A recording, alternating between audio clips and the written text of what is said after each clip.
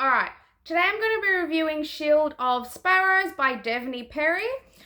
This is a trilogy, and the final book will be coming out next year in March, I think. I think Perry mentioned that a few days ago, actually, so lovely timing. And yeah, I'll be reviewing the first book. So I give this book a 4 out of 5 stars. Honestly, very good review. I only give books 5 out of 5 if they make me cry, or they're just like top notch. This is pretty good, but not 100% there, right? So the plot is the main character, FMC Odessa, she ends up being married to the Prince of Tura when it was meant to be her sister May. So she kind of gets thrown into this whirlwind and essentially has to act as a spy for her father to figure out what's going on in the capital of Tura, so it's Elysiria.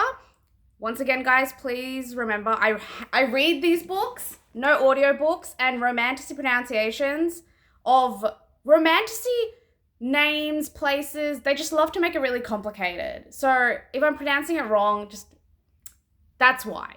I'm trying my best. But anyway, she does end up giving up that goal to pick up a new goal, which is to find out why the vicious animals in Calandra are sick. And she aids the Guardian in trying to figure that out, right? So the pacing of this book is medium. It's a pretty hefty sized book, as you guys can see. However, it isn't super slow, so that's great. I don't mind I'm okay. I love fast pace, that's great. Medium pace is also fine, as long as it's not like slow pace, because that just makes me like conk out. This book is both plot and character driven. So the main character, however, it's only character driven in the sense of Odessa's character growth, right? She goes from being someone who's quite shy, quite innocent, quite closed off to the world and what's happening, and goes to someone and becomes someone who ends up becoming a fighter, someone who can voice their opinions and stands for their beliefs, right? So she goes from becoming a bit of a doormat to someone who actually, has a voice. And that's really nice to see. It's a very nice natural progression. It's not like the first time she picks up a sword, she's like, oh yeah, this is absolutely fantastic. No, she sucks at it and she spends like 500 pages trying to be okay at it. And even at the end of book 1, she's still not fabulous. She still struggles. But that's at least that's realistic, right? The characters, so the FMC, as I mentioned, is Odessa. As I mentioned, she turns into a badass. She's witty. She's funny. She's not gullible, but she is very trusting. And that kind of becomes a bit of a problem for her in the book, as you will see. And then the MMC, the Guardian. You'll find out his name. I won't spoil it. You will find out his name. He is very guarded, right? You get it? And standoffish at the beginning. But then as you go through the book, you can see that he's really very caring and very gentle and very loving to those that he cares about. And one of those people eventually becomes Odessa, which is lovely. Or else it wouldn't be much of a relationship. Oh, actually, that would be a super slow burn. However, I'll tell you this now because it's always handy to know. They do end up being a bit of an item in book 1. So it's not that slow of a burn, no. The side characters. So everyone in Tura kind of hates Odessa. However, there are a few side characters like Tilia, Luella, her 2 maids, which are from her hometown Quentis, the prince, the Guardian, a young girl. They end up being kind of the main side characters. They're great, they're funny, they're very lovable. There are a couple of betrayals, which did genuinely shock me, and it did upset me a little bit because I'm like, oh, you would do them like that, right? But that kind of just shows that the writing is actually good. That really threw me off. The mystery is top notch, right? There's also a cute animal that Odessa adopts. His name is Faze. He doesn't talk, but he's fluffy with scales. And he's very cute. So that's good at least. The banter between the MMC and FMC, fantastic. Even the FMC and the other side characters, also great. I love a bit of banter. It just makes the book more fun. Because obviously it's a serious kind of story, right? animals are dying, people are dying, everyone is dying. It can't be, I don't want to be bummed out the whole way through. So it's nice when you have a bit of jokes here and there, right? But back to the banter between Odessa and Guardian.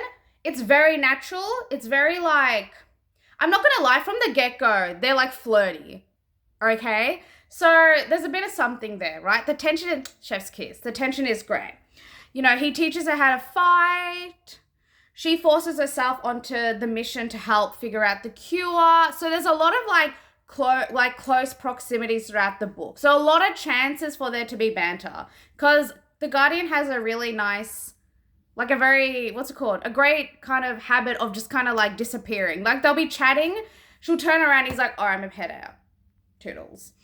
So it's good that they have those kind of close proximities. Also, I know there's a lot of, like, this is a big thing for some people, but they do share a horse a few times. And she does fall asleep on him, so that's always fun and fresh. Now the spice. This is a bit heartbreaking because they really, they edged me. 80% into the book, they finally had sex. And I was like, okay, I love this. This is 10 out of 10. The tension was, so good, man. The tension was so good. The spice fell flat. It was 2 pages, and I read it, and I was like, that was it. It wasn't very descriptive. I didn't feel like I was there. I didn't feel like I was Odessa. I wasn't in it to win it. You know what I'm saying? It just felt really flat, and that really bummed me out. And then it also felt super rushed. I'm literally they have time. It's not oh, we have 5 minutes and then we're going to go fight a war or something. No, they had time. They had the whole night. It's set up so well. She grabbed onto his hand and was like, I am yours. And then he couple of things in here I hate. Perry says that the Guardian growls way too many times. And it's so weird because I imagine her holding on to him and being like, I'm yours. And he looks at her and then he's like, Ngr. And I'm like, I know it's not what it's how it's meant to be, but I'm just why are men gurring? I don't get it. Why are they growling? Stop it. I hate it. I hate it so much. But anyway, this is a bit of a pet peeve of mine. You might love it. But anyway, that scene was super rushed. It wasn't great. It wasn't her best work. I won't lie. The writing for the mystery is amazing. The mystery she puts into this book, every plot twist, every twist turn, I was like, oh my God, what the fuck? That's so cool. Oh my God, I didn't even catch that. I don't know if because I'm just dense, but I thought the mystery was great. The writing for the spice was not great. And then the rest of the scenes in the last 20% of the book, it was 550 or something like that. What's it called? The last 100 pages, it was either closed door or super, what's it called? Implied. It was implied, right? It was it's kind of, she's like, oh, I'm aching everywhere. And I'm like, okay, explain to me why. You know what I mean? Don't just tell me you're aching. Don't give me this hooliganism, man. Anyway, that's a very strong topic for me. I lost control a bit there, sorry. But anyway, continuing on with the writing. Perry writes mystery great. She writes banter great. Spice, no. Same thing with character deaths. I have sobbed many a time when characters die, okay? But I did not cry. Some of the characters did die in this book. We won't go into details who. And I was bummed. I was like, oh, that's no good. But I wasn't emotional about it. And they were lovable characters. And I realized the reason why I'm not emotional about it is because the way Perry writes how the characters react to the deaths, it's very again, it's kind of rushed, very not descriptive. I don't feel their sadness. I don't feel their emotion. So if I don't feel that they're sad, why would I be sad? You know what I'm saying? They're kind of oh, and then just move on. So then why would I be bummed out? And that's where, that kind of sucks, right? Because you want to be able to evoke those emotions. I like the characters that got killed off, but I don't feel for them. Where in the past I'm a big crier, so it should have made me cry, but it didn't, right? Now let's talk about some tropes. Enemies to lovers. This is not enemies to lovers. I am sick of every book being oh, it's enemies to lovers. But they literally start flirting from the get-go. Sexual innuendos from the get-go. She is head over heels. She's like, this man is hot stuff from the get-go. Where's the enemies to lovers? And she even mentions, like, in the middle of the book that she's like, I never hated him. And I'm like, okay, why are people saying this is enemies to lovers? It's not, okay? Slow burn trope. So, I don't know. Let me know in the comment, guys. With slow burn, I guess spice-wise, yes, it is a slow burn because they have sex like 100 pages towards the end of the book, right? And that's when they also like first kiss, so it's all happening right there. The intimacy starts pretty later on. But like the flirting, the sexual innuendos, all that starts pretty early on, so I don't really think it's a slow burn. But it doesn't mean the tension wasn't there. I love the tension. I just don't think those tropes count in this case. And then the worst part, I knew this going in, but it still bums me out. It's single POV. And I hate it when books like this are single POV because I want to see the male yearning. I want to see the guardian yearn. And I don't see it and it bums me out.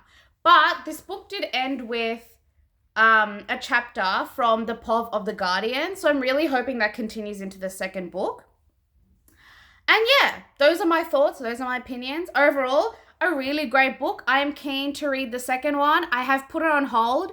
I am currently third in line, so that means that I might receive it in like 3 months. So let's hope I remember what happens. Because I have like 10 different series, unfinished series that I'm reading at the moment. So fingers crossed I remember Odessa and Guardian in the next one. But anyway, guys, thank you for sticking around. I hope you enjoyed my review. And honestly, go pick up this book. It's a really good book. See you next time. Bye.